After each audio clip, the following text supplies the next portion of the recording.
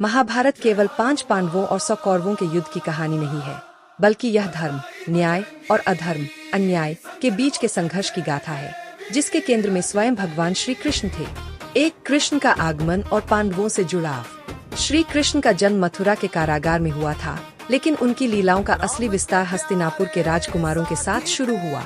पांडव, युधिष्ठिर, भीम, अर्जुन, नकुल और सहदेव कृष्ण की बुआ कुंती के पुत्र थे।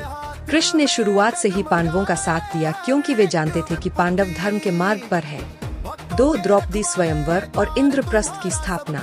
जब पांडव लाक्षागृह की आग से बचकर निकले, तो वे भेष बदलकर द्रुपद की पुत्री द्रौपदी के स्वयंवर में पहुँचे।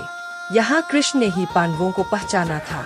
अर्जुन द्वारा मछली की आंख भेदने के बाद कृष्ण ने पांडवों को उनका राज्य वापस दिलाने में मदद की। खंड व प्रस्थ जैसे बंजर क्षेत्र को श्री कृष्ण की सहायता और मय दानव के शिल्प से इंद्रप्रस्थ जैसा भव्य नगर बनाया गया।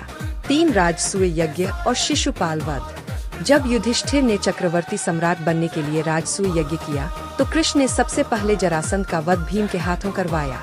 यज्ञ में जब कृष्ण को अग्र पूजा, सर्वश्रेष्ठ अतिथि का सम्मान दिया गया, तो शिशुपाल ने कृष्ण का अपमान किया।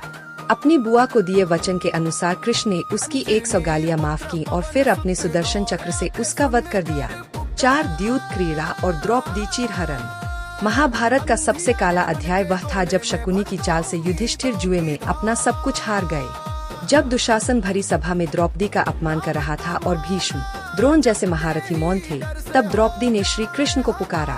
कृष्ण ने अक्षय वस्त्र, साड़ी को अनंत बढ़ाकर देकर द्रौपदी की लाज बचाई। यही से महाभारत के युद्ध की नींव पड़ी। 5 शांति दूत के रूप में कृष्ण। पांडवों के 13 वर्ष के वनवास के बाद कृष्ण शांति का प्रस्ताव लेकर हस्तिनापुर गए। उन्होंने दुर्योधन से केवल 5 गांव मांगे, लेकिन अहंकारी दुर्योधन ने कहा कि वह सुई की नोक के बराबर भी जमीन नहीं देगा और कृष्ण को बंदी बनाने की कोशिश की। तब कृष्ण ने अपना विश्व रूप दिखाकर सबको डरा दिया और युद्ध को अनिवार्य घोषित कर दिया। 6 कुरुक्षेत्र का मैदान और कुरुक्षेत्र का मैदान और श्रीमद् भगवद गीता।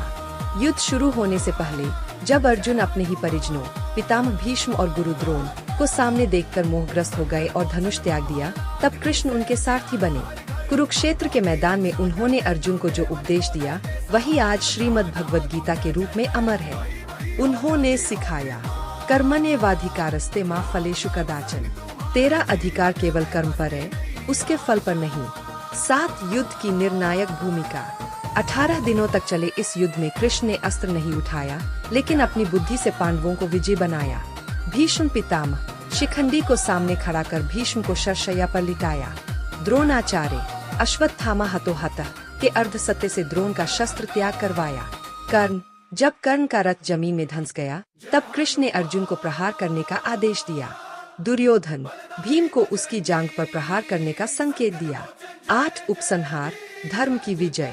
युद्ध की समाप्ति के बाद पांडवों का राज्याभिषेक हुआ, लेकिन युद्ध की विभीषिका देखकर गांधारी ने कृष्ण को उनके वंश यदुवंश के नाश का श्राप दिया। कृष्ण ने इसे मुस्कुराकर स्वीकार किया, क्योंकि वे जानते थे कि पृथ्वी पर जब धर्म की स्थापना हो जाती है, तो ईश्वर का अवतार कार्य भी पूर्ण हो जाता है। मुख्य सीख। श्री कृष्ण की महाभारत कथा हमें सिखाती है कि चाहे परिस्थितियाँ कितनी भी कठिन क्यों न हो, अंत में विजय हमेशा सत्य और धर्म की ही होती है। क्या आप चाहते हैं कि मैं इस कहानी के किसी विशिष्ट हिस्से, जैसे गीता का उपदेश या अभिमन्यु वध, पर अधिक विस्तार से जानकारी दूं? भगवान कृष्ण ने भगवद गीता को दुर्योधन को बताने की कोशिश की। जाहिर है, अगर दुर्योधन बुद्धिमान होता तो पूरा युद्ध टल जाता, लेकिन दुर्योधन ने कृष्ण से कहा कि वह पहले से ही जानता है कि क्या सही है और क्या गलत है।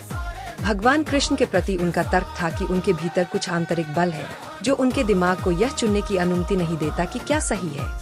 उसकी प्राकृत उसे अपने धर्म के अनुसार कार्य करने की अनुमति नहीं दे रही है। कृष्ण द्वारा गीता का वर्णन पहली बार न केवल अर्जुन ने सुना था, बल्कि हनुमान, संजय और बर्बरीक ने भी सुना था। कुरुक्षेत्र के युद्ध में हनुमान अर्जुन के रथ के ऊपर बैठे थे और धृतराष्ट्र को युद्ध की घटनाओं को बयान करने के लिए वेद व्यास ने संजय को दिव्य दृष्टि का आशीर्वाद दिया था। घटोत्कच का पुत्र बर्बरीक एक पहाड़ी चोटी से यह सब देख रहा था। यह देखा जाना चाहिए कि 18 की संख्या महाभारत में लगातार आवर्ती है। संस्कृत में 18 शब्द का अर्थ जया है और इसका मतलब बलिदान भी है। महाभारत